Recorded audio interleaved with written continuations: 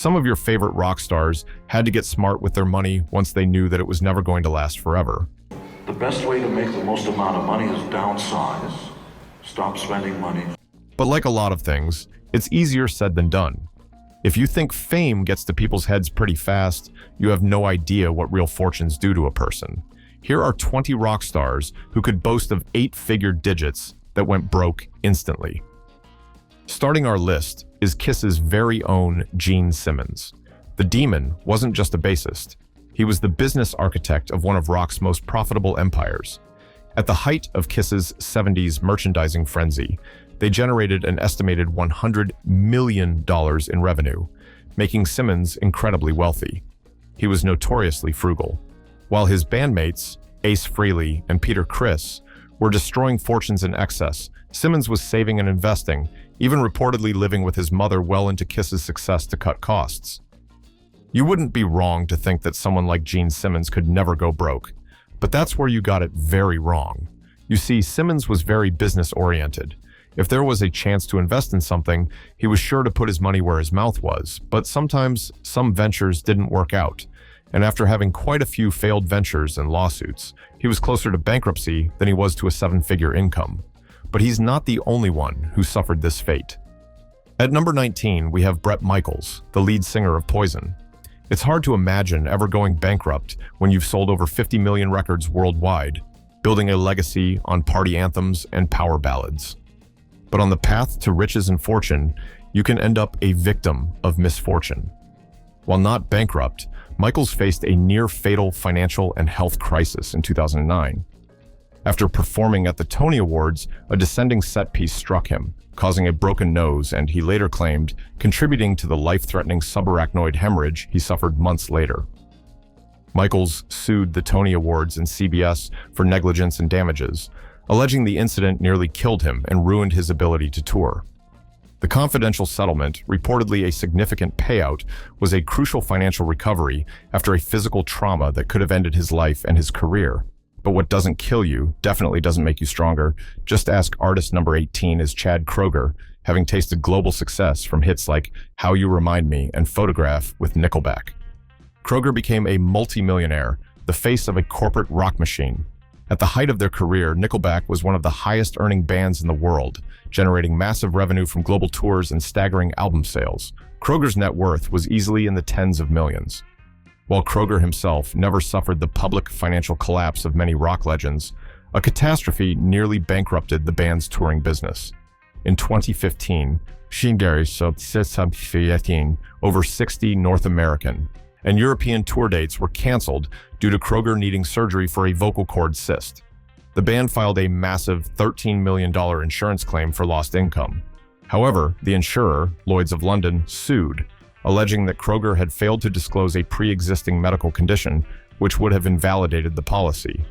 This legal battle threatened to leave the entire touring company on the hook for millions of dollars in losses, exposing the vulnerability even the most successful rock stars face from unexpected health crises and devastating insurance denials.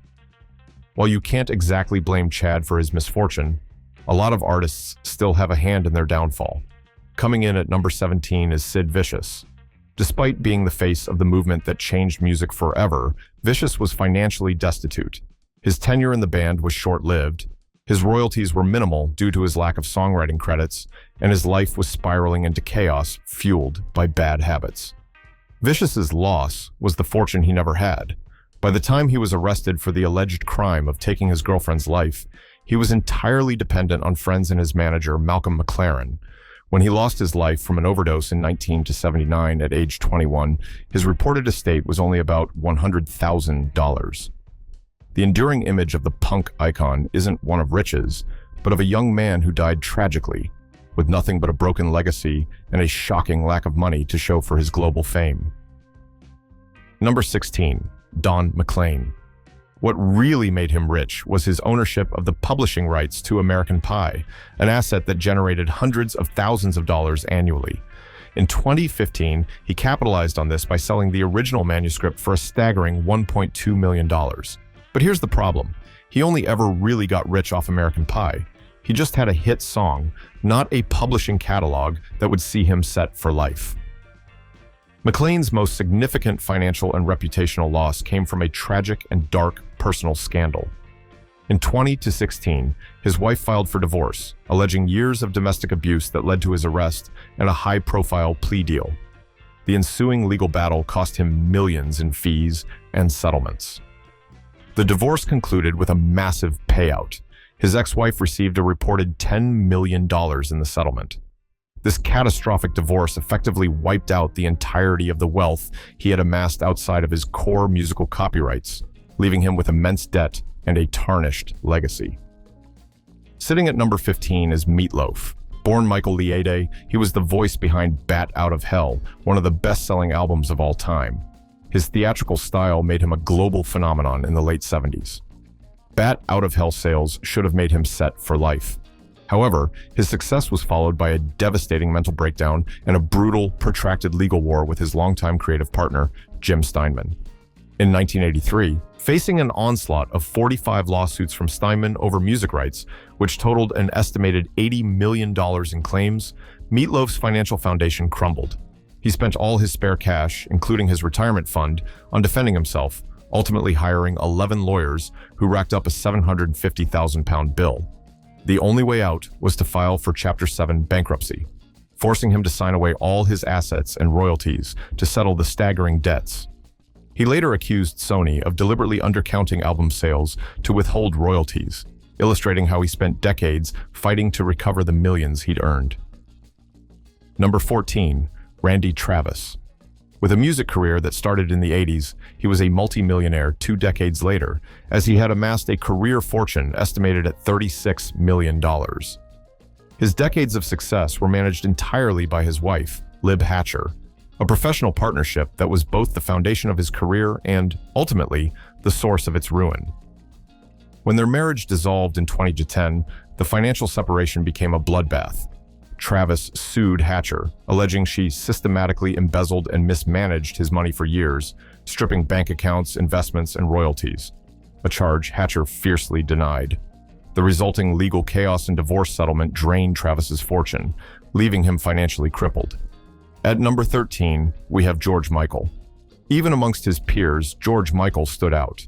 Michael's financial peak should have been astronomical, but he realized his contract with Sony Music, signed in his younger years, treated him like a hired hand, not a visionary. He claimed the deal gave Sony unfair creative control and financially shackled him, effectively undercutting his actual worth by millions. In 1992, George Michael declared war, suing Sony to nullify his professional slavery contract.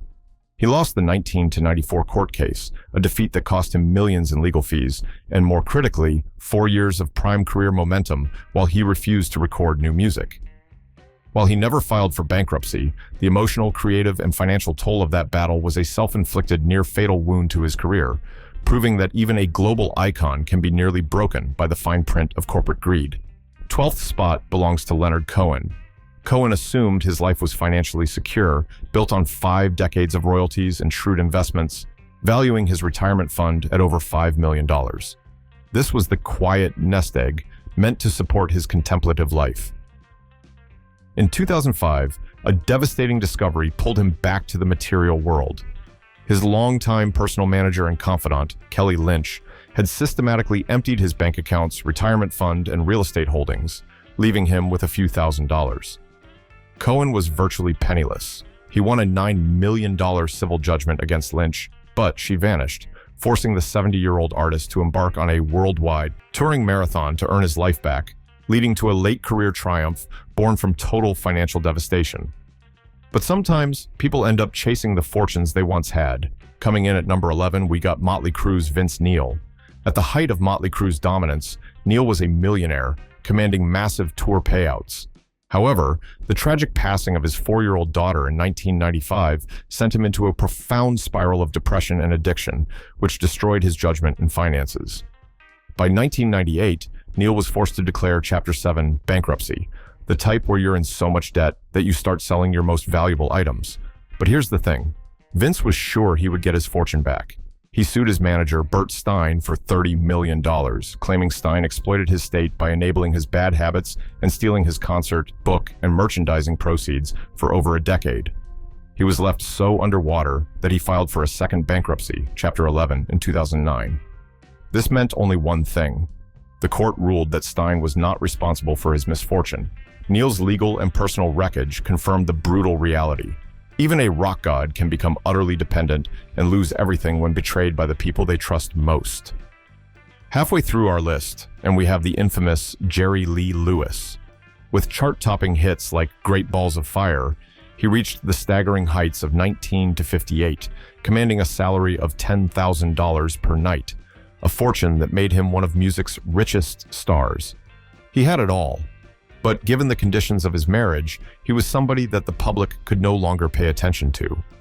The world instantly turned its back. His UK tour was abruptly canceled, records were banned nationwide, and the cash flow stopped dead. Overnight, his $10,000 fee vanished, replaced by measly $250 gigs, sometimes earning less than $100 in roadside clubs. This career-shattering scandal not only cost him his fame, but ensured a lifetime of financial struggle, culminating in a 1988 bankruptcy filing listing $2 million in IRS debt. Next, at number 9, we have Isaac Hayes. Hayes was deeply entangled in the massive financial collapse of Stax Records in the mid-70s. By 1976, he and his wife were facing over $6 million in debt, a staggering sum at the time. Forced to file for bankruptcy, he lost everything. The most crippling blow was the loss of his most valuable asset, the rights to his legendary Stax songwriting catalog, including hits like Soul Man. His masterpieces were sold off to settle debts that he couldn't even settle till he passed on. Number 8, Rod Stewart, the gravel-voiced British icon who effortlessly blended rock, folk, and glamour across 5 decades, ended up being a victim of financial exploitation. He openly confessed to a massive case of unconscious plagiarism with his 1978 #1 hit, "Da Ya Think I'm Sexy?", which he admitted was a ripoff of a Brazilian song. Sued by the original writer, Stewart settled the case and was forced to donate all subsequent royalties to UNICEF. He claimed to have never earned a penny from one of his signature career-defining songs. The fame had turned to shame, and there was next to no fortune for him to live off of. Sitting at number 7, we have Kurt Cobain. Despite his public anti-establishment stance, Cobain's wealth was astronomical. At the time of his passing in 1994, his estate, which included music royalties and the Nirvana catalog, was valued at over $50 million, with his share in publishing rights alone being immense. He was a rich man living in a $1.48 million Seattle mansion. But how he lost his fortune will leave you palming your face. You see, while he was gone too soon to go broke, he didn't have a will by the time he passed away, and this had grave consequences. This simple failure in estate planning led to 2 decades of bitter, costly legal battles between his widow, Courtney Love, and his daughter, Frances Bean Cobain. Love later claimed that those managing the estate had stolen up to $30 million in cash.